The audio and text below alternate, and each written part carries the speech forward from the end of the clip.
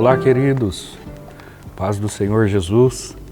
Estamos aqui outra vez para dialogar agora a lição de número 7 e vamos dialogar um pouquinho sobre relativização. Esse é o termo visto pelas lentes do pastor Gonçalves como uma sutileza também a ser esboçada nesse caráter DEBD que temos estudado no presente trimestre, a saber, o terceiro trimestre. Bom, introdutoriamente, nós temos alguns destaques a serem apontados e eu quero fazer coro à fala do pastor José Gonçalves e replicá-los aqui.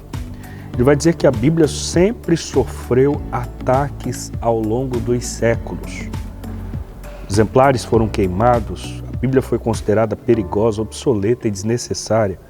Hoje, ele diz não ser diferente, infelizmente há quem afirme que a Bíblia precisa ser atualizada. Bom, por aqui dá para a gente ter uma noção do que nos espera no discurso de então, não é? Eu quero convidá-lo, portanto, para que a gente tenha uma percepção um pouquinho mais específica do tópico primeiro, onde o autor dialoga sobre a Bíblia e o espírito desta era, e ele começa pela desconstrução. Item 1, a desconstrução. Ele vai dizer, irmãos, aqui que não é incomum encontrarmos na mídia social de hoje, na literatura, expressões como era do vazio, pós-verdade, fim de certezas, cultura líquida e a própria desconstrução. Ora, fazendo uma associação daquilo que acabamos de mencionar introdutoriamente com o início desse tópico 1, tudo isso que o autor mencionou está inserido dentro de uma cultura pós-moderna. E os seus desdobramentos incluem, inclusive, esses termos que nós acabamos de mencionar. Agora, é uma necessidade destacar a razão pela qual a Bíblia sofre ao longo dos séculos.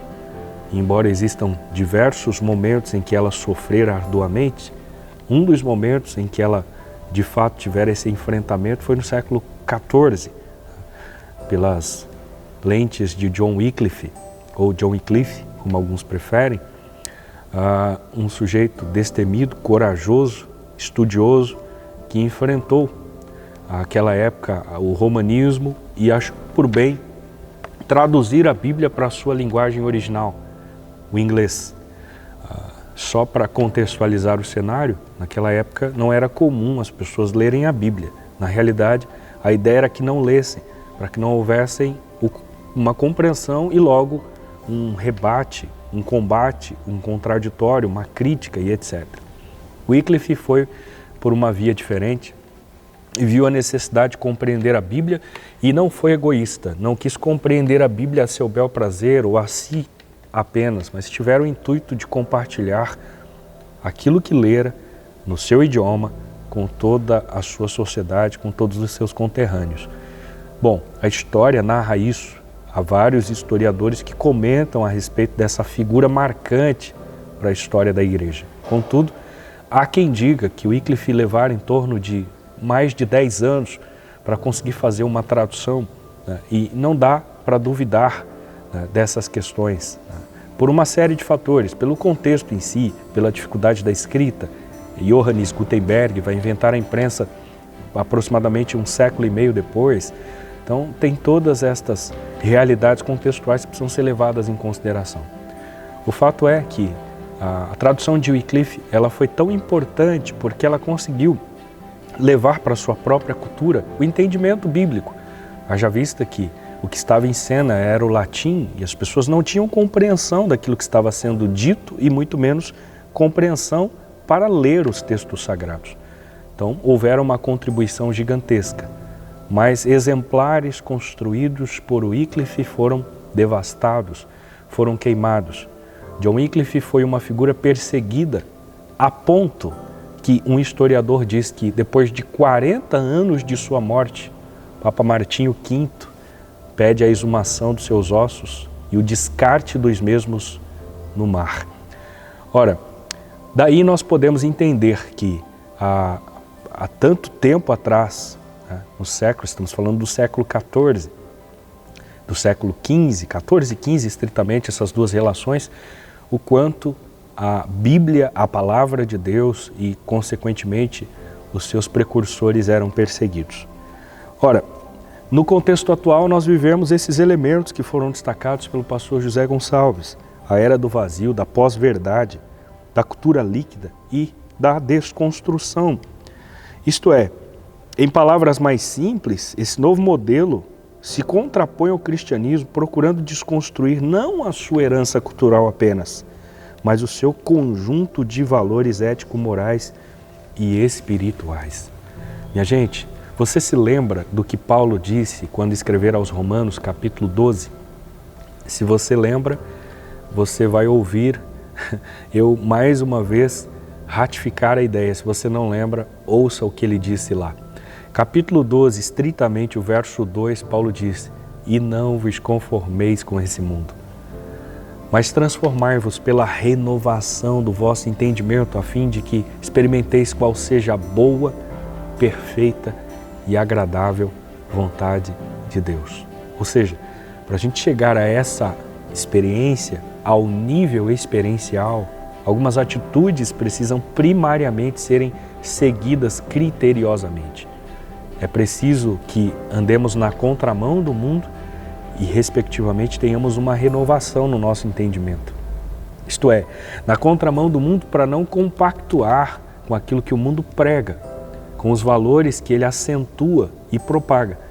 E a renovação do entendimento fala de uma flexibilidade para entender que, embora os tempos se passaram e, naturalmente, que a leitura contextual é diferente, mas a Bíblia Sagrada ela continua sendo a mesma. Aliás, Hebreus capítulo 13, verso 8 diz que Jesus Cristo é o mesmo, ontem, hoje e o será eternamente. Por essa perspectiva, a Bíblia representa apenas mais um ponto de vista dentre vários outros, vai dizer o relativismo. O item 2, o relativismo, entende que a Bíblia é apenas mais um ponto de vista, né? Tudo é relativo, não há mais parâmetro por meio do qual se possa dizer o que é certo ou errado. Em linhas gerais, esse é o contexto que nós estamos inseridos. E eu nem preciso afunilar a discussão, mas no seu sentido macro, a vida está assim. As pessoas já não mais têm parâmetro social para ser seguido. Se ela subentender que a sua prática é correta, ela fará uma análise, fará uma defesa, construirá um ativismo em torno disso e tentará empurrar goela abaixo, perdoe o pejorativo, a fim de que seja aceita socialmente. Pregará tolerância, mas qualquer pessoa que discordar da sua prática, ela será a primeira a ser intolerante à discordância. Esse é o contexto que nós vivemos. No seu sentido micro, isto é, voltando estritamente para dentro de um conceito bíblico, isso tem se tornado ainda mais invasivo. Né? Existe um desrespeito com a nossa crença, da qual ninguém constrói uma cristofobia. Né? A gente ouve falar muito outras coisas, mas cristofobia ninguém fala, porque a crítica a alguém que segue a Cristo, ela deve ser levada de uma maneira extremamente natural, o que não acontece com outras pautas defendidas socialmente. E é nesse sentido que o pastor finaliza com aquilo que eu disse no início da discussão do item 2.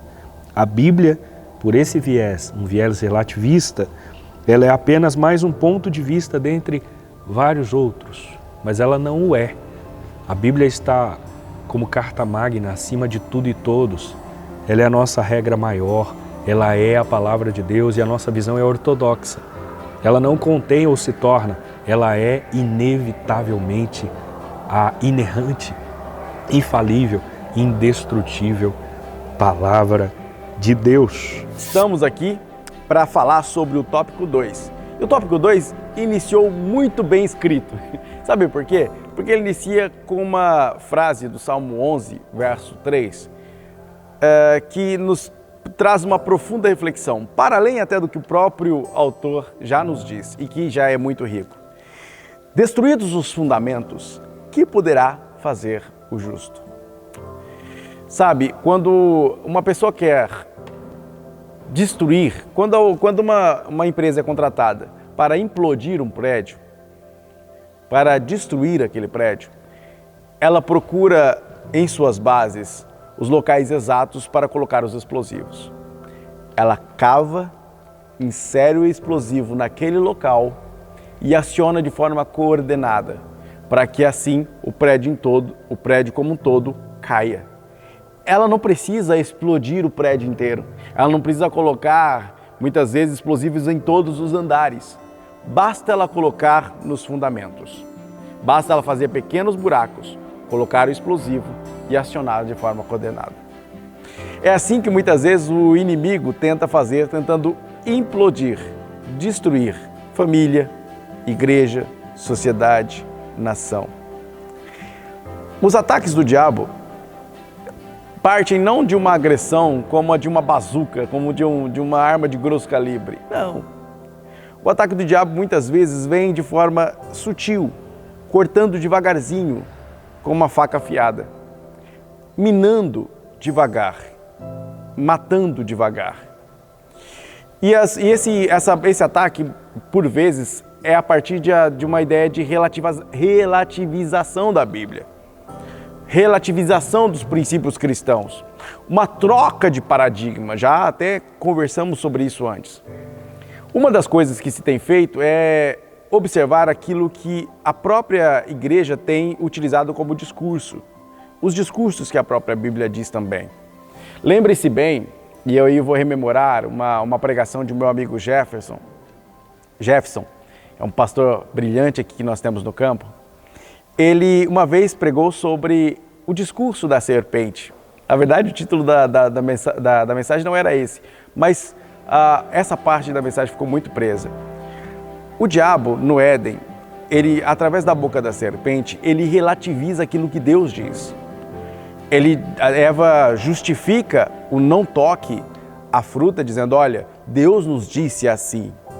E aí o diabo coloca um ponto de interrogação no final dessa frase. Deus disse assim? Deus disse que se tomarem do fruto morrerão? Não, não é bem assim que Deus disse. E assim se começa a relativização daquilo que Deus falou. E aí começa a desestrutura da sociedade, a forma de implodir os princípios cristãos dentro da igreja. A primeira coisa que o diabo faz é trazer esse questionamento. Será que Deus realmente quis dizer isso? Será que realmente não existe uma nova forma de enxergar isso? Será que não existe uma nova moralidade incutida na sociedade? Será que a gente tem que modificar o modo como enxerga a Bíblia? Será que a Bíblia não precisa ser atualizada? Será que não é preciso que haja uma nova forma ética de tratar as coisas? Será que aquilo que a Bíblia vaticina de forma direta, que ela é contra, será que não necessariamente a gente pode encontrar uma brecha, uma lacuna, assim como advogados fazem com as leis, para que se possa ganhar uma causa? É assim que o diabo começa a tratar de forma sutil as questões dentro da igreja e aí começa a querer implodir o prédio. Uma das coisas pesadas que tem se fortalecido nos últimos anos é a ideia do politicamente correto. Ou seja, vamos começar a desestruturar os princípios judaico-cristãos a partir de um ataque àquilo que o próprio princípio diz. A letra da lei, a letra da fala, o versículo bíblico. Vamos começar a constranger e a criar um gargalo para que as pessoas possam se manifestar dizendo aquilo que a Bíblia diz. Assim o discurso bíblico vai sendo minado. Assim o discurso bíblico começa a ser sufocado. E então a leitura bíblica da Bíblia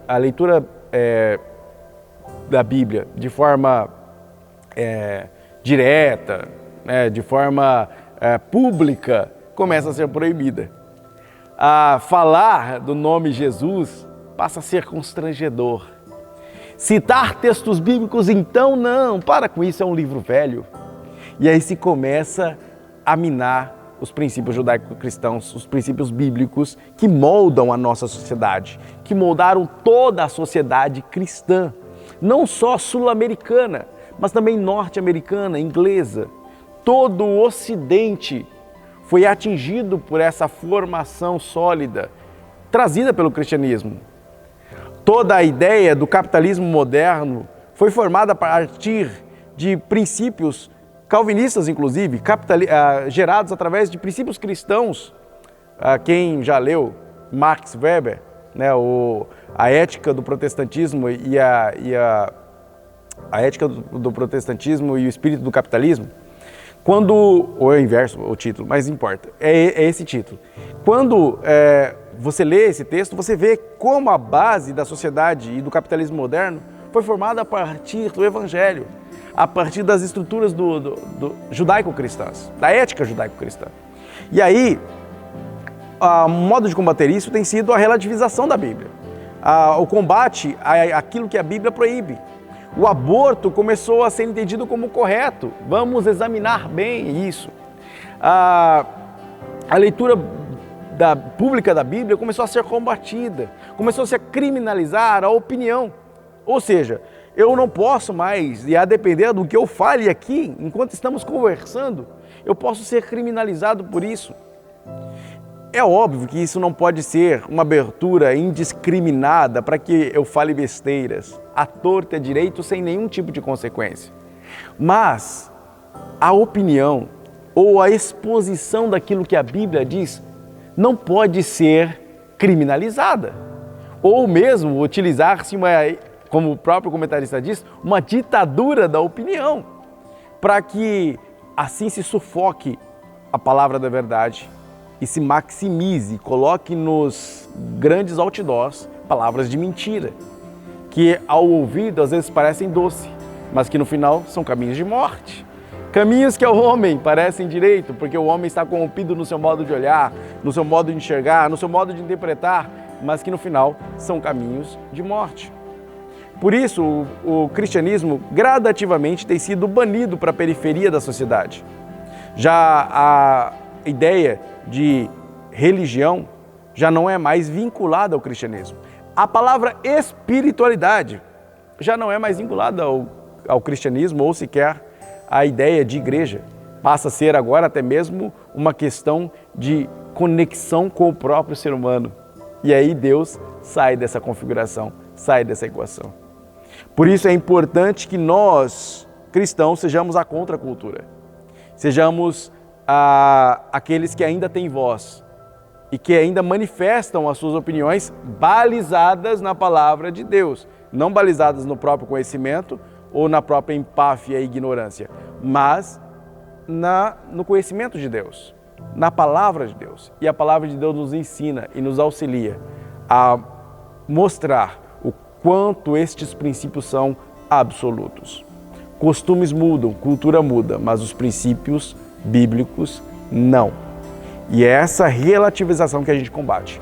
É essa ideia que inflige proibição, que tenta calar a boca dos cristãos, é que a gente vai combater até o final, porque essa é a missão da igreja. As portas do inferno, a porta não anda, é a igreja que avança. As portas do inferno não prevalecerão contra a igreja que anda e caminha para frente, posicionando-se como deve posicionar, combatendo tudo aquilo que tenta agredir o reino de Deus, pois somos embaixadores deste reino, guerreiros da justiça, indo contra, não pessoas, mas as hostes espirituais da maldade, com o poder celestial ao nosso lado. É isso que estamos fazendo e em nome de Jesus prossigamos neste alvo. Muito bem, queridos, nós atingimos o tópico 3, onde vamos falar sobre a Bíblia e o outro Evangelho. Olha só, no primeiro momento o nosso discurso se atém ao item 1, uma nova metodologia. A palavra do pastor José Gonçalves é essa: a palavra de Deus precisa ser atualizada para que fale a mesma língua dentro dessa nova configuração cultural. Quem disse isso, obviamente, não foi o pastor José Gonçalves, né?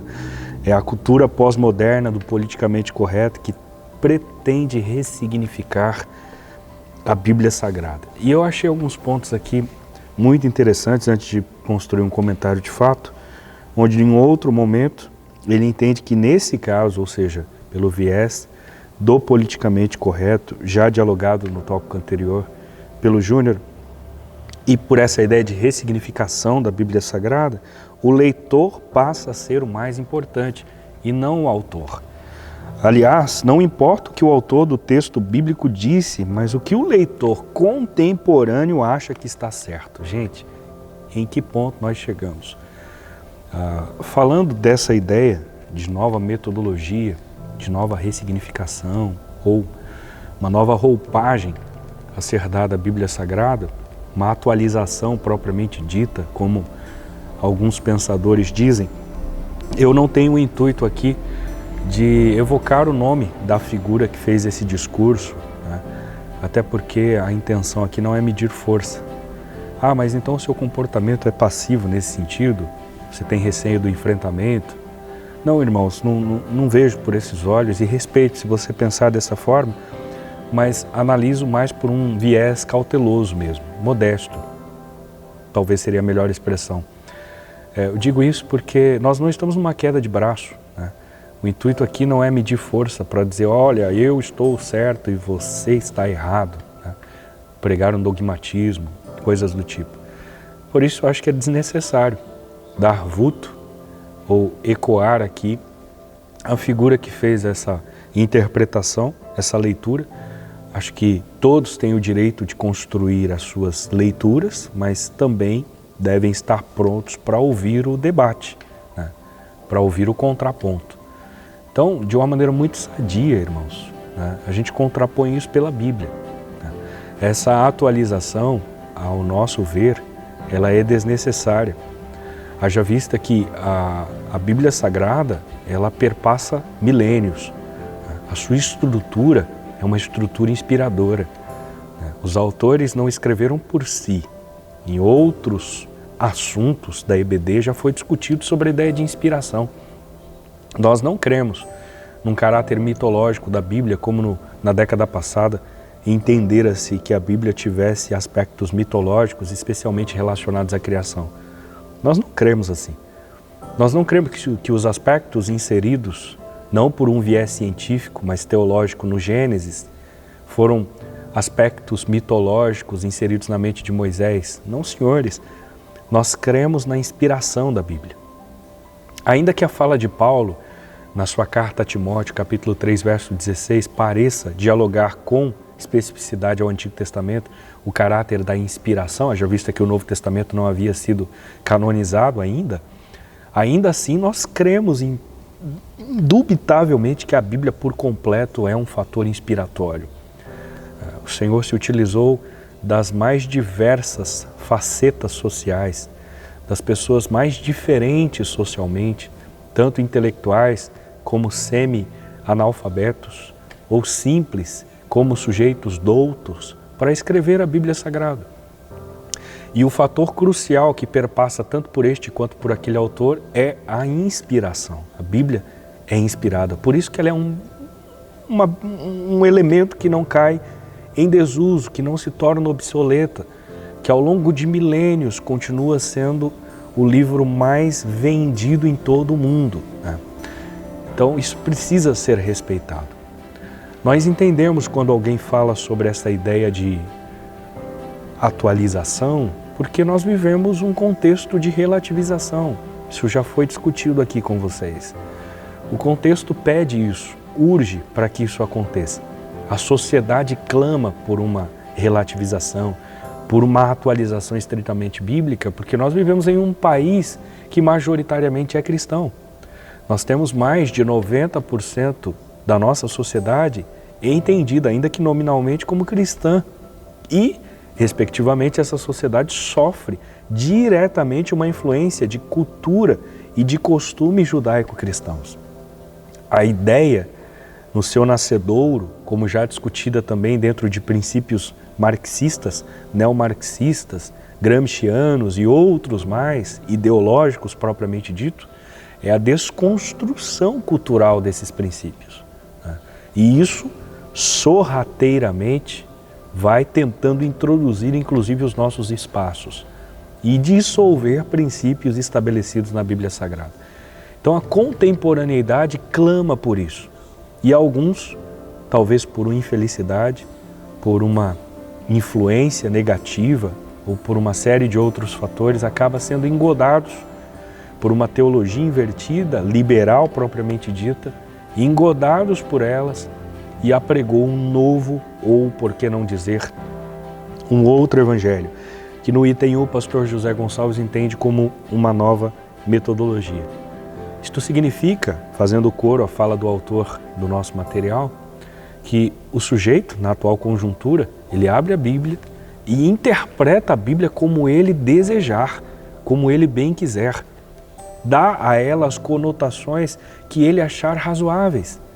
Se ele achar que o seu comportamento, sabido que é inadequado por conta dessa cultura da qual está inserido, por conta de uma maneira explícita, como a Bíblia diz, mas se ele achar brechas que lhe dê o direito da interpretação de uma hermenêutica vazia, ele interpreta o texto a seu bel prazer, aplica e faz uma defesa ao seu comportamento.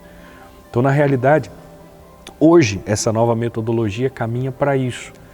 Defensores nos quais incluem as pessoas e dizem que, dentro desse processo de inclusão, elas podem permanecer com as suas práticas, com seus modos, com seus costumes, porque a Bíblia Sagrada, na vista deles, precisa passar por uma ressignificação, por uma atualização. Agora, Gálatas capítulo 1, verso 9, se você ler o texto, você vai perceber qual é a postura de Paulo nesse sentido. Aliás, a carta de Paulo aos Gálatas dialoga nesse sentido. Qualquer que venha com qualquer outro evangelho que não seja esse, seja maldito, seja anátema. Então, nós vemos uma postura, embora à distância, considerando a discrepância no tempo, uma postura de Paulo de apologeta, que nós não devemos crer em outro evangelho, ou seja, nós devemos nos posicionar e fazer uma defesa sensata daquilo que a Bíblia diz. Sobre a complexidade de se seguir o que a Bíblia diz, a própria Bíblia diz a esse respeito. Lucas 9, 23, além de outros textos, Jesus mesmo diz: se uma condição quiser vir após mim, negue-se a si mesmo, tome a cruz e siga-me. Negar, renunciar é um processo extremamente doloroso. É um processo que leva tempo, não é uma situação que acontece corriqueiramente do dia para a noite. Tomar a cruz, obviamente que isso não é literal, também é um processo que fala da dificuldade de se seguir a Cristo diante de tantas ofertas que estão expostas diariamente a todos os sujeitos. Portanto, a complexidade de servi-lo está explícita na Bíblia, né? Agora, estes pregadores que estão vinculados a essa teologia liberal querem torná-la facilitadora, né? Dá uma ideia, irmãos, de tornar o caminho largo, né? Aquele caminho estreito parece estar invertido, né? A ideia agora apregoada é uma ideia de caminho largo, onde o sujeito não tem a necessidade de quaisquer mudanças. Isso é extremamente nocivo e perigoso. Mas eu quero fechar o raciocínio com o item 2, onde o pastor dialoga sobre as novas teologias. Este outro evangelho possui sua própria teologia, hoje conhecida dentro de uma roupagem inclusiva. Teologia inclusiva faz apologia do evangelho social, ecumênico e homoafetivo, né? Então percebam, senhores, que hoje nós colidimos com esse tipo de postura, né? Hoje nós temos essa teologia tomando vulto, e quando a gente fala de inclusão, é uma das palavras que mais tem sido utilizadas no caráter social, né? E nós não estamos falando do caráter de incluir um sujeito que é deficiente, alguém que tenha quaisquer tipo de deficiência, seja uma paralisia, uma surdez ou uma cegueira, enfim. Não é nesse caráter de inclusão, não é por esse viés, que até aí está tudo certo. Nós precisamos pensar mesmo, nós precisamos pensar no surdo-mudo, precisamos pensar no cego, precisamos pensar no deficiente, criar acessibilidade a esse público. Isso é uma realidade natural e, de fato, precisamos ser flexíveis nesse sentido.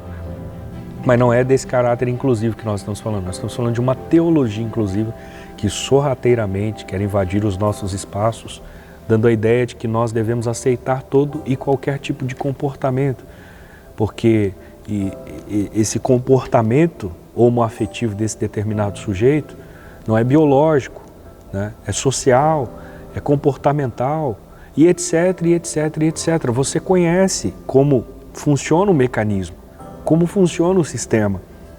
Então essa é a nova teologia, a teologia inclusiva, que faz inclusive, além disso, dá coro e voz ao ecumenismo, né? À junção das religiões. E nós respeitamos as religiões, irmãos. A nossa igreja é uma igreja coerente, uma igreja séria, madura, que respeita o contraditório. Em momento algum, a nossa igreja ofendeu, agrediu, quer verbal e muito menos fisicamente, qualquer outro tipo de segmento. A única coisa que nós nos posicionamos é a respeito da prática, e é natural que ela aconteça, porque de igual modo o respeito é uma mão de duas vias. Você respeita e é respeitado, mas não é assim que funciona. Tá? Eles clamam por um respeito, por uma aceitação, mas não respeitam os nossos princípios, valores judaico-cristãos. Sobretudo, o pastor José finaliza o item 2 do tópico 3 dizendo que essa é a nova configuração teológica. Qualquer pensamento que destoe desse é considerado fascista, homofóbico e um discurso de ódio. Somos chamados de fundamentalistas por conta de termos uma postura como essa, mas não o somos. Eu me lembro de Gordon Fee, Entendes o que lês? Um livro sensacional, exegético e hermenêutico, construído por ele, onde ele fala do conceito de exegese. As pessoas hoje estão incluindo dentro da Bíblia os seus princípios, as suas concepções, as suas ideias. Na realidade, a Bíblia ela precisa sim ser bem interpretada, mas não a nosso bel prazer. Não para favorecer aquilo que nós achamos que deve ser favorecido. Pelo contrário, a Bíblia é um espelho, que quando a gente abre para ele e lê, a gente percebe o quão insignificante nós somos. E essa é a ideia. O quão pequeno nós somos, e essa é a ideia. O quão pecadores nós somos, e essa é a ideia. O quão imerecedores nós somos, e essa é a ideia. Qualquer mudança nesse sentido que faça com que o sujeito não se enxergue mais como pecador, como imerecedor ou como pequeno, é preocupante, irmãos. Porque essa é a ideia. A Bíblia quer nos colocar no nosso lugar, enxergar que somos simplesmente sujeitos que fomos alcançados por uma graça tridimensional. O Senhor nos amou primeiro, nos escolheu, mesmo não merecendo, e nos deu o direito de viver com Ele e após essa vida, para sempre com Ele. Agora, é preciso tomarmos muito cuidado, porque esse outro evangelho, embora genérico, barato, é nocivo, invasivo e pode chegar aí na sua casa, através da mídia, especialmente porque hoje nós vivemos a era da comunicação de uma maneira muito acelerada e veloz. Mas que não sejamos engodados por isso. Você pode ouvir tudo, mas retém o que é bom.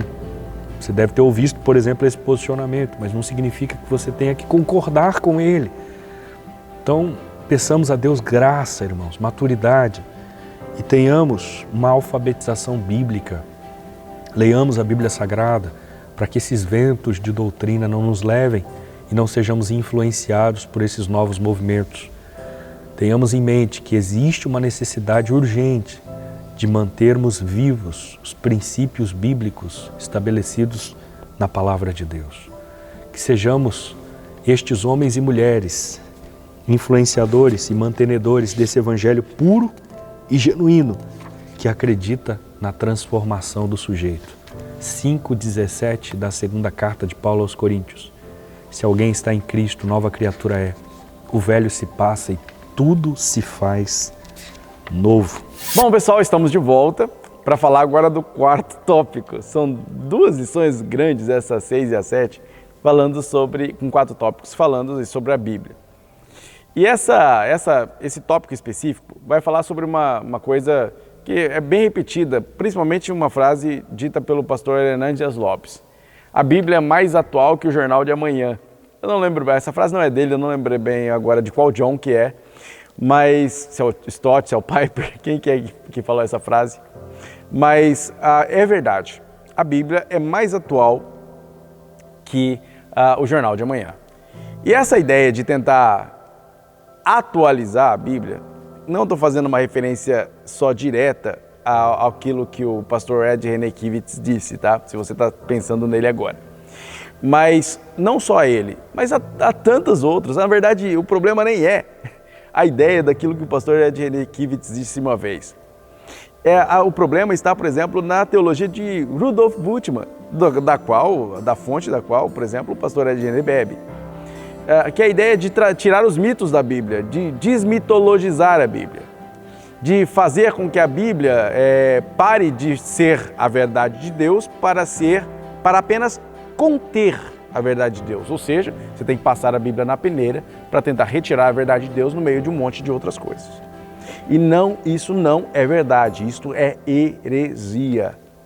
Ainda que seja importante que nós busquemos na palavra revelada de Deus cada vez mais a sua profundidade, o seu alcance, e aí exija que a gente muitas vezes se desdobre sobre o texto e busque cada vez com mais intensidade, tentando conhecer o grego, tentando conhecer o hebraico, ensinando, buscando se aprofundar, ainda assim, e que a gente entenda logicamente o contexto, entenda a prolixidade da coisa, ainda assim, é importante entender que aquilo ali com que estamos tratando é a palavra de Deus, revelada por Deus. Já falamos sobre isso, a criação revela a glória de Deus, a criação demonstra Deus, mas a palavra de Deus revelada de forma escrita e também de forma viva, o Filho Jesus, nos manifesta aquilo que Deus realmente é e quer de nós e mostra para nós quem nós somos perante Deus. E se a gente começa a flexibilizar isso, é a mesma questão da desestrutura do prédio que eu falei anteriormente. É minar e implodir uma certeza absoluta que temos. É colocar tudo em moldes instáveis.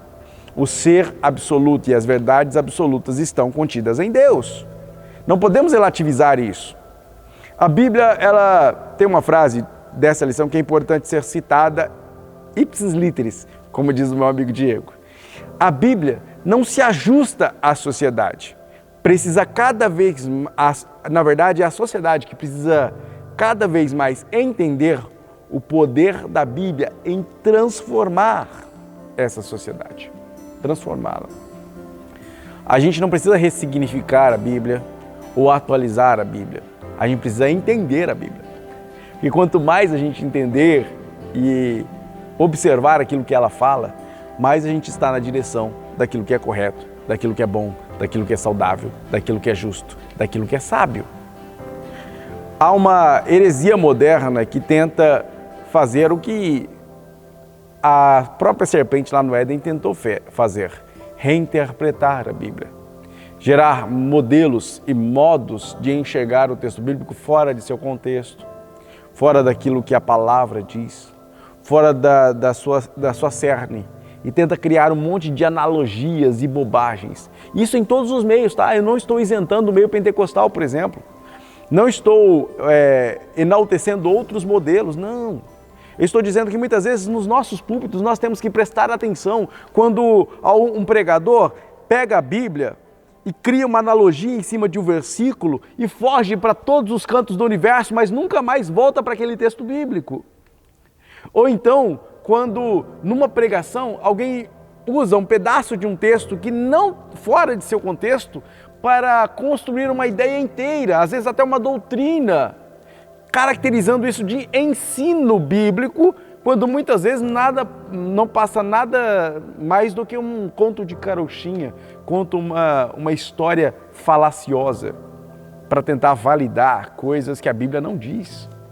A ideia de paternidade espiritual, a ideia de maldição hereditária, utilizando textos bíblicos, às vezes vários, fora de contexto, desassociados, tentando ressignificar aquilo que o texto diz, quando a gente precisa observar primeiro aquilo que o próprio texto diz, porque está faltando muita interpretação de texto nos nossos púlpitos também.